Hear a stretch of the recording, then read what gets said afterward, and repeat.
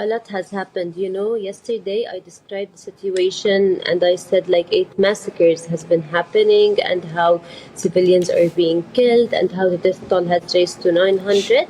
But today I'm telling you what happened yesterday and what is still happening. It's a genocide, literally a genocide. It's not a massacre.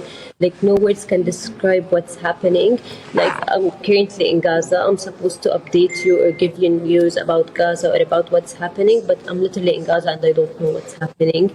The Israeli forces are really bombing everywhere. They bomb schools, they bomb mosques, commercial buildings, marketplaces.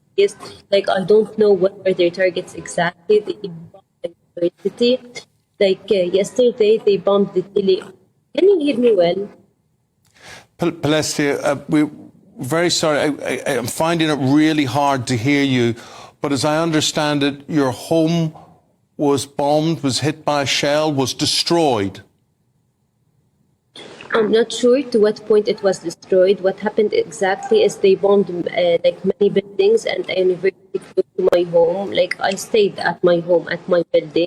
The neighbors, we also stayed because no one told us to evacuate the building I'm in.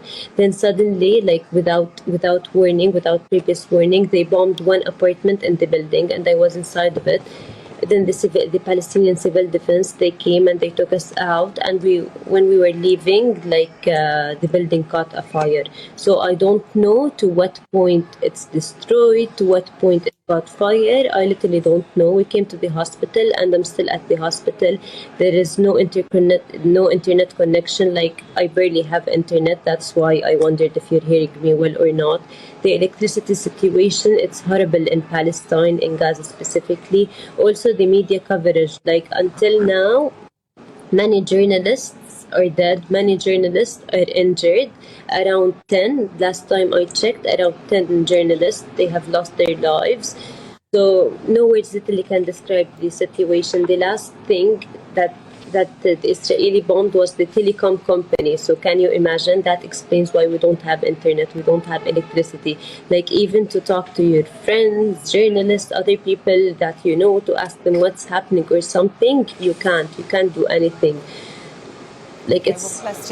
We aren't able to independently verify any of the figures that you give us there, but goodness me, the situation for you with the loss of your house or what the state is must be incredibly difficult. Thank you for talking to us this morning. It is worth reminding our audience that at the moment the death toll on both sides is frankly staggering. 900 on the Israeli side and within Gaza 687 civilians at the last count, and of course within Palestine a number of Israeli hostages as well being held there.